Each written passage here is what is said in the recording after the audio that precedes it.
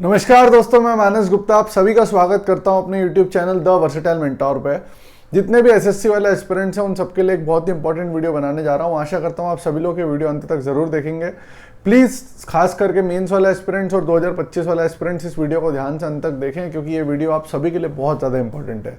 जैसा कि दोस्तों आप सभी को बताया, अभी फिलहाल एक दो दिन पीछे ही CHSL मेंस का एग्जाम हुआ है और अभी कुछ समय बाद 18, 19, 20 जनवरी ये 3 डेट जो है एसएससी के द्वारा फाइनल की गई है CGL मेंस की परीक्षा 2024 के लिए, जिसमें लगभग 17 से 18 हज़ार वैकेंसीज है।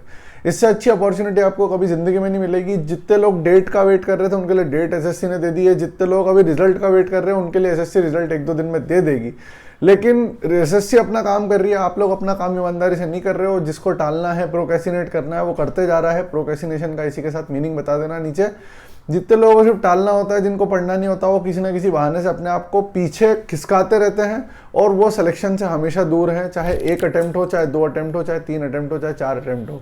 आफ्टर सेवरल अटेम्प्ट भी आपका सिलेक्शन नहीं होगा, क्योंकि आपका सिलेक्शन सिर्फ और सिर्फ निर्भर करता है आपके एटीट्यूड पे और आपके खुद के ऊपर। ठीक है, आइए दोस्तों अब बात करते हैं कि क्या हमारा रणनीति होगी और किस प्रकार से हमें आगे अप्रोच करना चाहिए।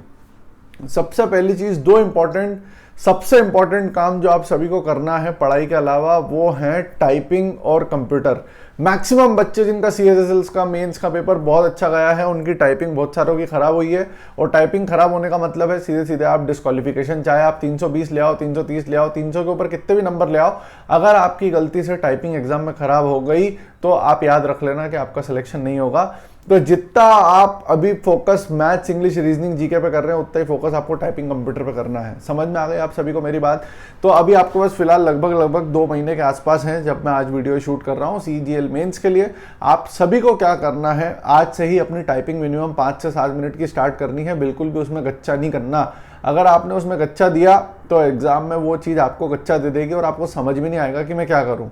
एकदम हार्ड से हार्ड कीबोर्ड कहीं पे जाके ढूंढो और उस हार्ड से हार्ड कीबोर्ड पे आपको तैयारी प्रैक्टिस करनी है, क्योंकि एसएससी के जितने सेंटर हैं सब पे एक कंप्लेंट सबसे ज़्यादा रिपोर्ट होती है, वो यही होती है कि बटन प्रेस नहीं होती है।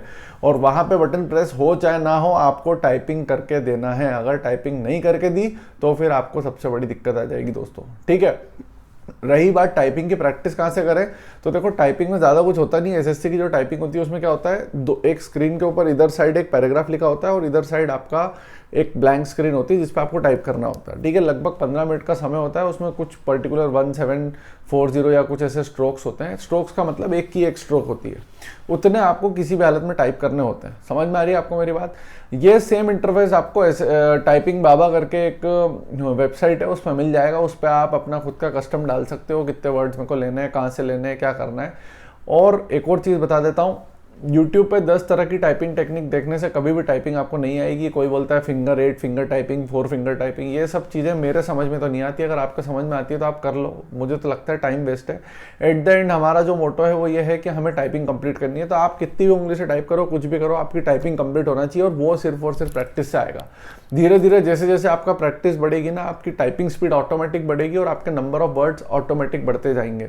लेकिन ये अपने दिमाग में खंगाल लो कि सुबह उठने के बाद और रात को सोने से पहले कम से कम 3 बार मेरे को 20-20 मिनट की टाइपिंग, कोई ना कोई पैराग्राफ उठानी है और 15-15 मिनट की, 20-20 मिनट की 3 टाइपिंग की पैराग्राफ कंप्लीट करनी है, चाहे कुछ भी हो जाए। ठीक है, आप अगर मान लो किसी ने रिवीजन कर रहे हो, आप एक बार को मैथ्स, इंग्लिश, रीजनिंग को थोड़ा सा ये कर देना रीजनिंग वाले रिवीजन वाले दिन कि चलो ठीक है आज इसका रिवीजन कम कर लेता हूँ। लेकिन टाइपिंग और कंप्यूटर, दो ये ऐसी चीज़ें हैं जो आपका सिलेक्शन सीधे सीधे रोक देंगी। तो आपको इन पर बिल्कुल पूरी तरीके से फोकस्ड रह के और ध्यान देना है। ठीक है, ये तो मैंने अभी आपको टाइपिंग का बताया। टाइपिंग के और भी बहुत सारे कई सॉफ्टवेयर हैं, टाइपिंग ट्यूटर वगैरह, तो आप कहीं से भी प्रैक्टिस कर सकते हो। लेकिन प्रैक्टिस कंपलसरीली आज से ही अगले 60 दिन तक 3 बार आपको करना है, सुबह, दिन, शाम। दवाई हो गई डॉक्टर की है, याद रख लेना। ठीक है, दूसरी सबसे इंपॉर्टेंट चीज़ जो आती है वो आती है दोस्तों कंप्यूटर।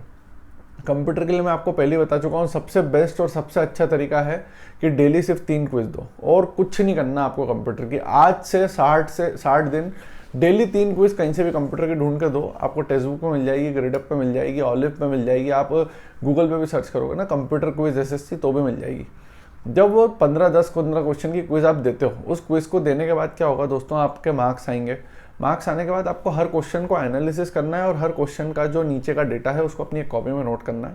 180 क्विजेज जब आप दे लोगे, लगभग 150 क्विजेज जब आप दे लोगे, तो आपके पास 2 कॉपियाँ कंप्यूटर की तैयार हो जाएगी।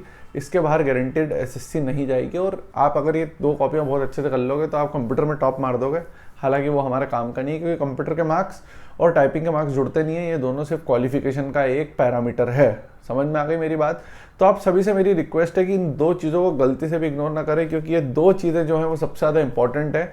CHSL मेंस में देखा गया है बहुत सारे बच्चों से टाइपिंग नहीं हो रही थी। अब देखो, कंप्यूटर तो बहुत सारे सेंटर्स पे खराब ही हैं। उसके लिए आप ट्विटर कैंपेन करना चाहो करो, मेरा साथ हमेशा है, लेकिन आप जो कर सकते हो करो। बट यही है कि एट द एंड तो आपको अपना सेफ साइड लेके चलना पड़ेगा। जितने हार्ड कंप्यूटर हो सकते हैं उस पर जाके प्रैक्टिस करना पड़ेगी। अपने घर के आसपास कहीं भी साइबर कैफ़े पे चले जाओ। पहले हुआ करते थे साइबर कैफ़े, अभी उनके सारे लैपटॉप्स पे कंप्यूटर के कीबोर्ड्स पे धूल जमी होगी। वही धूल वाला कीबोर्ड लेकर धर धर चालू हो जाओ, क्योंकि उसका रीज़न है यही धूल वाले कीबोर्ड्स आपको सेंटर्स पे मिल रहे हैं और इनमें की प्रेसिंग बहुत ज़्यादा हार्ड है। तो आपको प्रैक्टिस भी उसी हिसाब से करनी पड़ेगी। समझ में आ गई दोस्तों?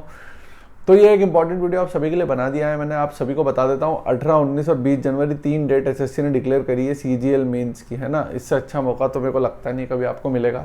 अभी भी 60 दिन है। अगर आप इतने टाइम से भी अगर सीरियसली नहीं तैयारी कर रहे थे दोस्तों, तो अब उठ जाओ, जाग जाओ और तैयारी के लिए लग जाओ।